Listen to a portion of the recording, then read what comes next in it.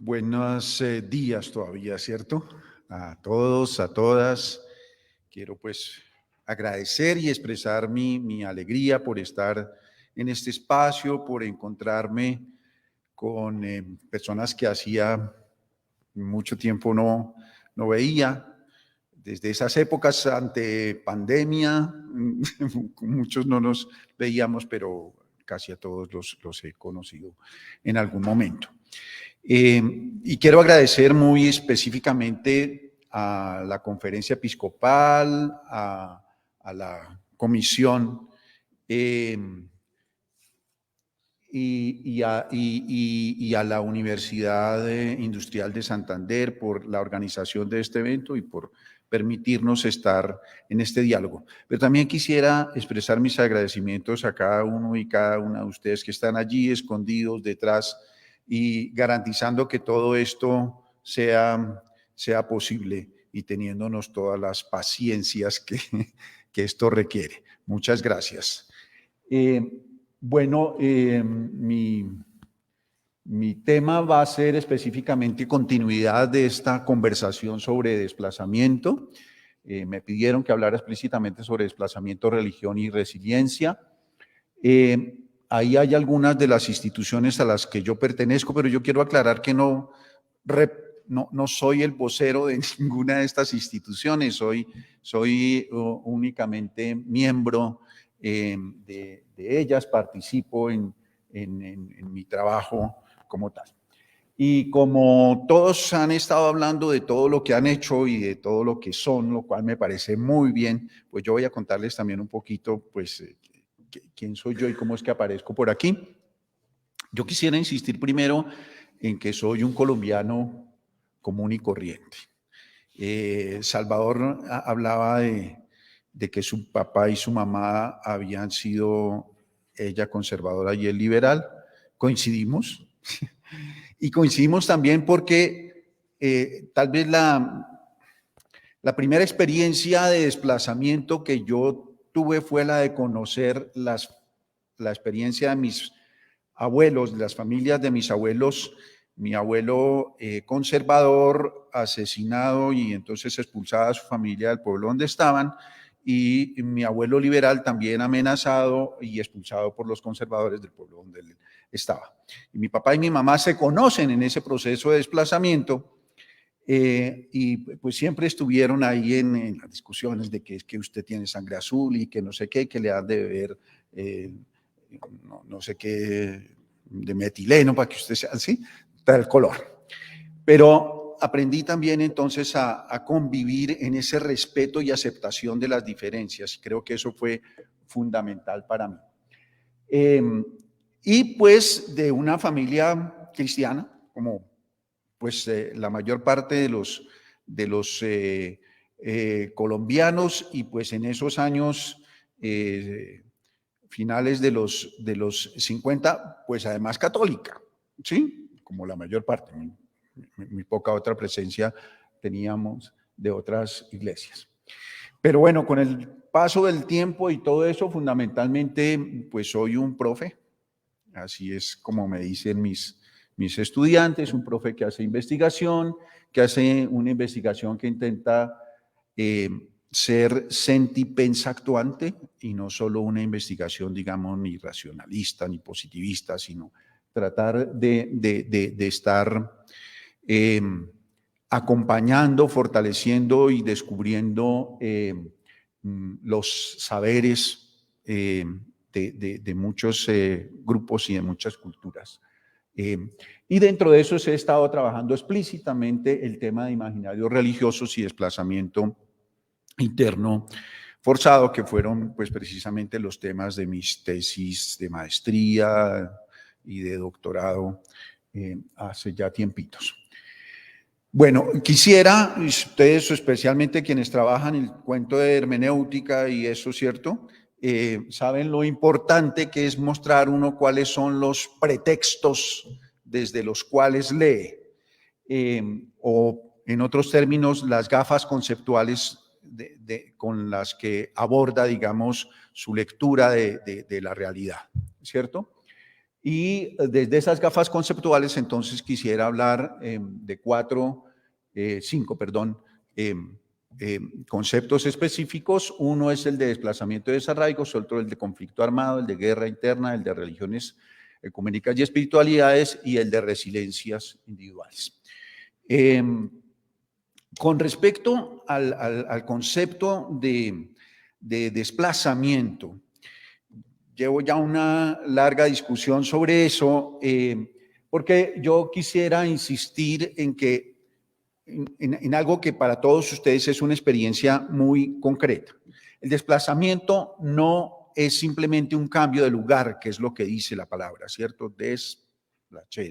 Desplazarse, moverse de lugar, ¿sí? Cambiar de plaza. Sino que es un proceso muy complejo de rupturas producidas en el ser y en el hacer de las personas, y no solo personas individualmente concebidas, sino de los grupos y de las comunidades, dentro de estrategias de subyugación y de sometimiento. Dentro de esas rupturas que son vitales, por eso prefiero entonces el término de desarraigo, porque es una ruptura de raíces vitales, ¿sí? Hay muchas expresiones, pues una de ellas es la de los cambios de lugar, sí, hay desplazamiento, pero igual ustedes saben que muchas de las experiencias no es que la gente se desplazó, es que la gente quedó confinada o está confinada y sometida para diversas formas, digamos, de explotación y de dominación, digamos, de carácter territorial y político. Pero también son los cambios, son las rupturas de las raíces económicas. Por ejemplo, el cambio de la economía de abastecimiento, de autoabastecimiento, que caracteriza mucho la economía campesina, a la producción de relaciones salariales y monetarias, ¿cierto? También es la ruptura de imposiciones, de visiones, de imaginarios, de comprensiones del cosmos y de las relaciones sociales. Y eso significa la imposición de modelos éticos y religiosos.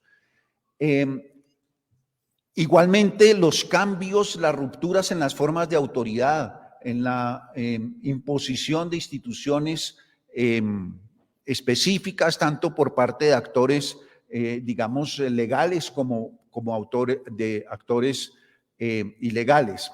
Pero muy explícitamente, sobre todo en la última época, lo que registramos es una destrucción de las redes sociales. Por eso, como lo señalaban en varias intervenciones ayer, las mayores víctimas son los líderes sociales, ¿sí? Y lo que estamos es no ante la muerte por encuentro bélico, sino ante el asesinato sistemático de líderes sociales para desbaratar precisamente esas redes. Y por supuesto está toda la ruptura de la afectación de la autoestima, de la seguridad psicológica, del espíritu comunitario existente. Por eso me parece que es necesario entonces hacer esa diferencia que nos lleve a una mejor comprensión. Ahora, perdónenme, devuelvo un poquito para hablar de los otros conceptos sobre los cuales no voy a demorarme mucho, pero creo que es necesario hacer la diferencia entre el conflicto armado interno, la violencia y la guerra contra poblaciones, que ya es lo que estaba diciendo. Se habla muchísimo y en todas las explicaciones sobre desplazamiento se dice que el desplazamiento se debe a conflicto armado interno. Yo con mis estudiantes, cuando hablamos de uno de los cursos que hay, es el de conflicto y paz en Colombia, y les insisto mucho en que no estamos ante un conflicto armado interno.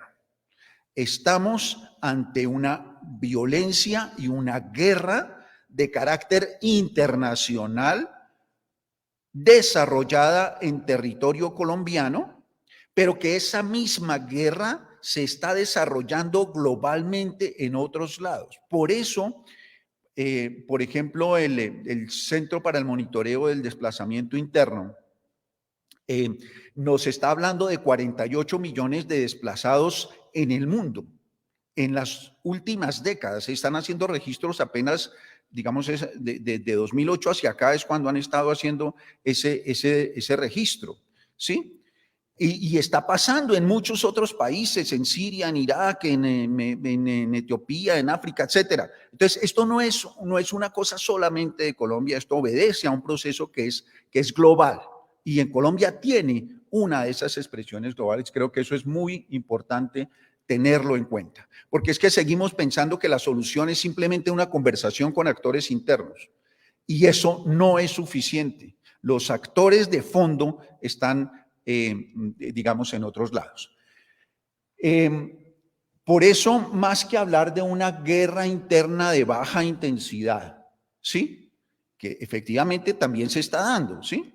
Pero hay que hacer esa relación entre lo aldeano y lo global para poder ver que estamos es ante un neocolonialismo extractivista dentro de un sistema mundo global, ¿sí? No podemos entender el desplazamiento sin ver los intereses internacionales en el ámbito del oro, de las esmeraldas, del petróleo, de los grandes monocultivos de la palma, que llaman algunos africana, la palma aceitera, ¿cierto? De la ganadería extensiva, del narcotráfico, ¿sí? No podemos entender esto sin esas realidades que no son nacionales, son internacionales, ¿sí? Bueno, la otra precisión que creo que es necesario tener en cuenta en estas reflexiones son las precisiones entre lo que son las religiones ecuménicas y las espiritualidades plurales en convivencia. Ustedes han mostrado toda esta historia muy importante de acercamiento ecuménico, especialmente en torno de la paz. Pero creo que tenemos que ir todavía más allá, ¿cierto? Para reconocer no solo las iglesias que llamamos cristianas, sino para reconocer las muy diversas espiritualidades que han estado expresándose desde antes de la invasión española, desde antes de la invasión europea, ¿cierto? Y que siguen expresándose allí. Y que, pues, yo estudié teología, pero ustedes son mejores teólogos que yo y saben perfectamente que Dios ha hablado a todos los pueblos, en todos los idiomas, se expresa en todas partes y se había expresado en el Abya Yala mucho antes de que llegaran los misioneros, ¿sí? Y creo que eso lo tenemos que reconocer en el hoy, porque seguimos con ese colonialismo religioso, seguimos desconociendo esas otras formas de espiritualidad que son muy importantes y que van cada vez emergiendo con más fuerza también. Y el otro elemento que quisiera dejar en claro es el de la comprensión de las resiliencias individuales, que fue uno de los temas que pues, nos convocan en esta parte por lo menos. Y más bien yo creo que es necesario hablar de la reconstrucción de armonías territoriales, porque es que el término resiliencia viene de la psicología y de una psicología a veces un poco individualista, por supuesto que la psicología social ha recuperado ese término y le ha dado también otras significaciones, pero sí me parece que pues digamos que la dinámica de resiliencia existe, pero que existe no como una realidad por allá interna, sino que existe en las relaciones, en los vínculos, y que eso tiene que ver con los vínculos no solo entre humanos, sino todo el vínculo vital territorial. Ok, hechas esas aclaraciones, quisiera ahora entonces hablar de lo que a mi modo de ver sucede cuando pensamos en los desarraigos. Creo que es necesario diferenciar estos tres elementos, por lo menos diferenciarlos pedagógicamente. Yo diría que en la realidad pues siempre están más bien relacionados complejamente, pero sí creo que es importante pedagógicamente separarlos. Hay un nivel, digamos, más inmediato, que es ese nivel en el que hablamos de las víctimas y entonces de la atención, del acompañamiento, del fortalecimiento. Hemos hablado bastante en estos 2 días de eso, de las violaciones y entonces de la denuncia, del llamado profético, sí, que especialmente en el día de ayer se habló de las vulneraciones al derecho internacional humanitario, ¿cierto? Bueno, ese es un primer momento, un primer, digamos, nivel, y en ese nivel creo que es donde hay unos mayores niveles de senti-pensa-acción. Lo sentimos, los pensamos y actuamos allí muy fuertemente, y ya hay pues mucho testimonio sobre eso. El otro nivel es el de los escenarios, y en ese nivel de los escenarios uno puede colocar por una parte a los actores, pues toda la incidencia frente a los actores armados, políticos, económicos y sus intereses, ¿sí? Y el de las estructuras sociales y de los condicionamientos en los cuales se desarrollan entonces todos estos hechos. Pero yo quisiera concentrarme especialmente en el nivel un poco más profundo, en el que yo llamo las placas tectónicas, que es el nivel en el que puedo colocar dos cosas, los imaginarios y las mentalidades, y los discursos hegemónicos. Y quisiera insistir en eso porque creo que allí, muy especialmente allí, es donde más incidencia tienen y pueden tener toda nuestra dimensión de lo religioso espiritual. Y es allí en donde históricamente se han creado las más profundas raíces que llevan tanto al desarraigo como a la posibilidad de la construcción de la vida y de la armonía. Y entonces creo que en ese nivel más profundo necesitamos reconocer varias cosas. Uno, el desarraigo no está sucediendo hace 30 años, ni hace 40 años, ¿sí? Cuando hablaba ahorita de las primeras investigaciones que se hicieron, que hizo la Conferencia Episcopal y que la hicimos en colaboración con lo que en ese momento todavía no tenía cara institucional ni forma legal, que era CODES, ¿cierto? Después yo fui uno de los fundadores de CODES. Entonces, comenzamos a hablar de lo que estaba sucediendo con el desplazamiento, y comenzó a darse visibilidad al desplazamiento. Pero es verdad, comenzamos a darle visibilidad hace 30 años, pero esto no nació allí. El desplazamiento lo decía, se me fue el nombre ahorita, ¿cómo se llama nuestra primera expositora? Fanny, qué pena. Qué pena, Fanny, de estar por allá escuchándome. Fanny lo decía, hemos encontrado que el desplazamiento tiene una raíz histórica mucho más larga, y eso es muy importante tenerlo en cuenta, ¿sí? Porque esa raíz histórica más larga está precisamente en toda la dinámica colonialista que se está produciendo. Y seguramente ustedes han escuchado hablar mucho de dos autores, uno colombiano que es Orlando Falsborda y otro autor que es mexicano, que es Aníbal Quijano, quien muy explícitamente hace la diferencia entre colonialismo y colonialidad, y va a estar afirmando que seguimos en un proceso de colonialidad permanente que tiene, claro, todas estas raíces históricas, ¿sí?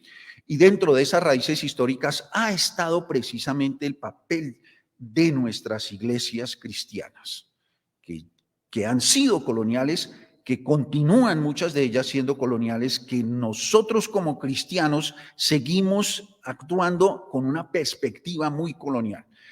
A mí me encantó ayer, me sentí muy complacido de escuchar a Monseñor Álvarez diciendo, tenemos que reconocer y tenemos que pedir perdón y reconocer que nosotros somos también responsables de la violencia que se ha estado produciendo. Y eso significa que tenemos que releer la historia, releer esta historia, que no es la historia que nos hablan de que es que los pueblos se fundaron en los años 1500, ¿sí? como si no existieran los otros. O sea, negamos toda la existencia de los aborígenes, a los que además llamamos indígenas después, y los metimos dentro de un solo concepto como si no fueran culturas diferentes, etcétera, ¿cierto?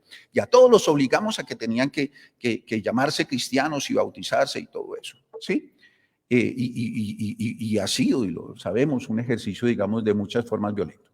Pero también está el racismo, que no significa solamente la discriminación por el biológica, por el color de la piel, sino el racismo que nos clasifica como menos humanos que otros, porque o no conocemos, o somos subdesarrollados, o somos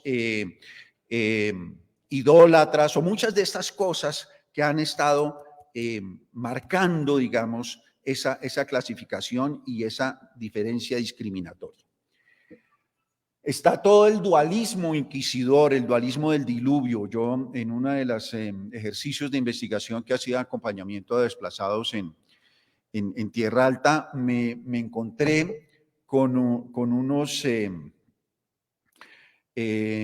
video que habían hecho los paramilitares del momento, y el discurso que echaban era: nosotros estamos haciendo lo que hizo el Creador, destruyendo todo el mal con el diluvio. ¿Sí? Entonces había que acabar con las FARC, con el ELN, con el EPL. Había que matarlos a todos, porque había que terminar el mal. ¿Sí?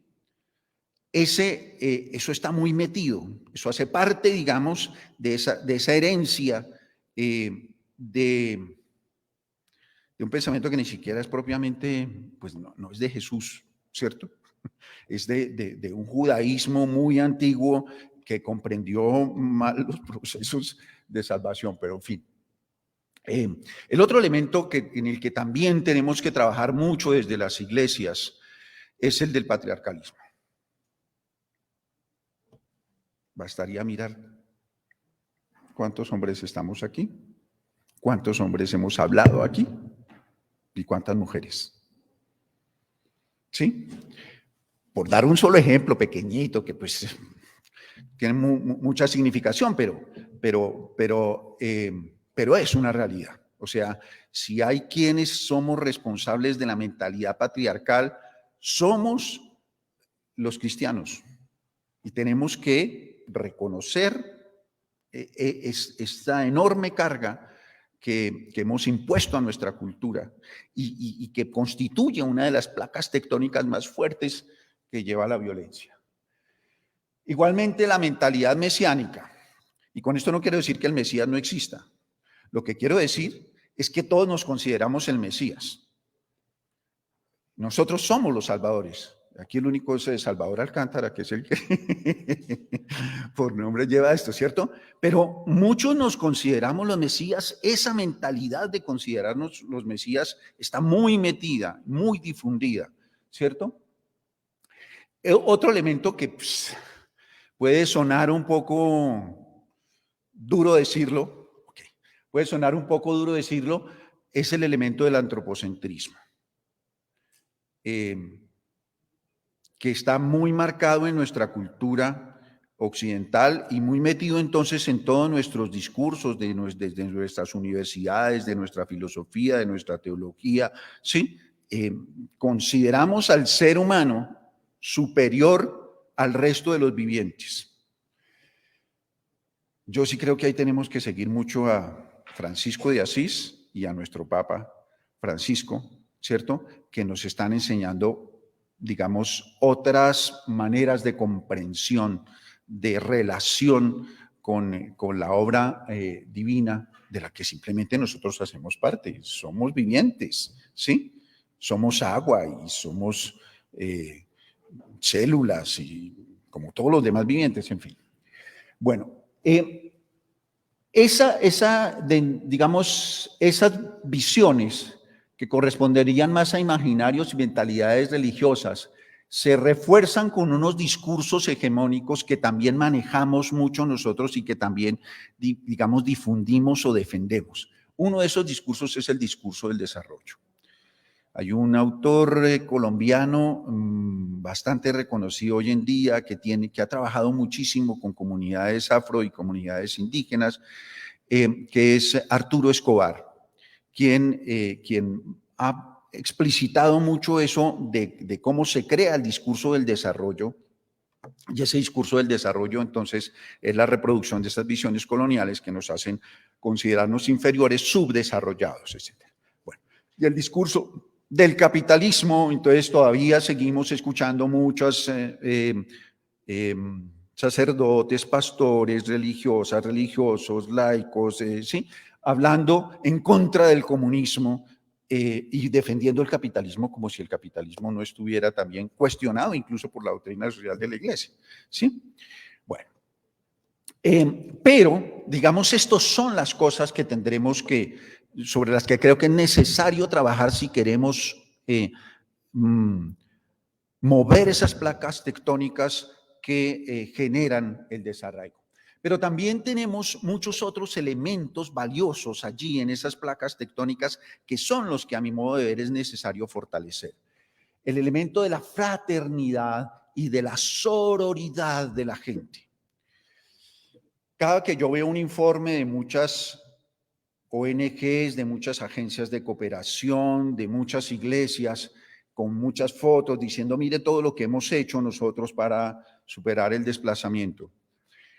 Si Fanny está por ahí, lo puede confirmar, es que la comisión de seguimiento al cumplimiento de la sentencia de la Corte sobre desplazamiento hizo un estudio en el que se miraba cuánta población ha sido atendida realmente por el Estado como garantía de los derechos de las personas. Y esas poblaciones son súper reducidas. En el mejor de los casos, el tema de educación, ¿sí? Que ha sido el que más ha respondido, entonces se señala un 20% de la población ha sido atendida en ese tema. Los otros temas están súper por debajo, a niveles del 2%. Es decir, el Estado le ha llegado apenas al 2% de la población desplazada. ¿Sí? Y lo mismo nos sucede con las demás instituciones, y no desprecio para nada, y pues estoy valorando muchísimo todo ese esfuerzo. Pero ayer se hablaba del no cacareo de lo que se hace. El menor cacareo que se está haciendo es el de la sororidad, especialmente sororidad, porque son las mujeres las que más han ayudado en eso, pero también de la fraternidad, que son los que realmente han acogido en sus comunidades a estos millones de migrantes forzados,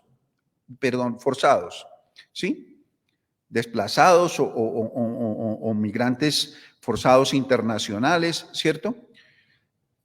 Han solucionado sus problemas porque un vecino que les permitió vivir allí en su casa, porque les brindó comida en algún momento, porque fue un amigo, un conocido o alguien desconocido. Sí, ese ha sido el mayor milagro, esa es la multiplicación de los panes, la fraternidad y la sororidad que se han dado entre la gente común y corriente, sin ninguna foto, sin ninguna publicidad. ¿Sí? Los millones de personas que han sobrevivido a pesar del desplazamiento, del desarraigo, se deben a eso. Bueno, los otros elementos que hay, voy a ir más despacio porque ya me dicen que está acabándoseme el tiempo, tienen que ver con la memoria y la relectura de la historia. Tenemos que releer la historia, ¿sí? Tenemos que, o sea, el cristianismo, al fin y al cabo, lo decían también alguien ayer, es una relectura de la historia, es una relectura de la historia de resurrección desde la víctima, ¿sí? Y eso tendremos que hacerlo. Pero también tenemos que pasar de ese antropocentrismo a la acentuación del biocentrismo, en el que estamos, es la defensa de la vida, ¿sí? Pero hay que centrarlo mucho más. El cuidado de la creación de esta gran matriz en la que estamos nosotros metidos. No somos hombre-naturaleza separados, somos naturaleza. Y aparecimos más tarde que muchos vivientes de esta naturaleza, muchísimo más tarde. ¿Sí? Bueno, creo que en esa misma línea es necesario resaltar lo de la sacralización y espiritualidad de la vida. algo que tenemos que pues releer en nuestro cristianismo, pero que tenemos que aprender de muchas otras comunidades que lo han captado muchísimo mejor de pronto que nosotros, de las comunidades aborígenes, de muy distintas culturas, de las comunidades de origen africano, etcétera. Bueno, por supuesto, la necesidad de la celebración de la diversidad y la pluralidad. Yo sí creo que muchas de las corrientes eclesiales que insisten y digamos que dan relevancia a la acción del Espíritu Santo, dejan de lado lo mejor de ese acontecimiento, que fue el acontecimiento de la pluralidad y de la diversidad en la que se reconocen entonces a todas las naciones y se deja de lado la idea de que nosotros somos el pueblo que sí eligió Yahvé, sino que esto es para todos. Creo que ahí ese elemento es necesario reforzarlo. Igualmente el de la pedagogía vincular, del mandato del amor. Hay una autora especialmente que ha desarrollado eso con mucha más claridad. Uy, se me fue en este momento, ¿cómo puede ser? Se llama Rita Laura Segato. Rita Laura Segato es una de las mujeres que más ha estudiado.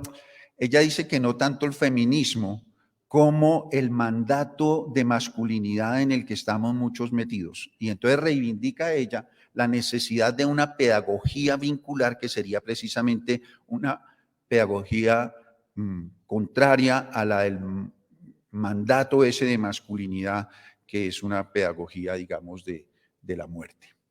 Y creo que es también el momento de insistir, de valorar toda la fuerza espiritual del decrecimiento y de los buenos vivires, summa causa y como los queramos llamar, ¿cierto? En el Chocó, señor, sabe muy bien, la gente habla muy especialmente del vivir sabroso, ¿cierto? Creo que ahí es donde está, digamos, entonces, el llamado. Finalmente, quisiera terminar diciendo las resiliencias colectivas frente a los desarraigos son posibles, pero sí se fundamentan en la deconstrucción de esas placas tectónicas de la muerte y de la violencia y en la construcción de una cultura de paz o de una pedagogía vincular con base en las resistencias y en las reexistencias de identidades y de espiritualidades que sean plurales. Muchísimas gracias por su atención.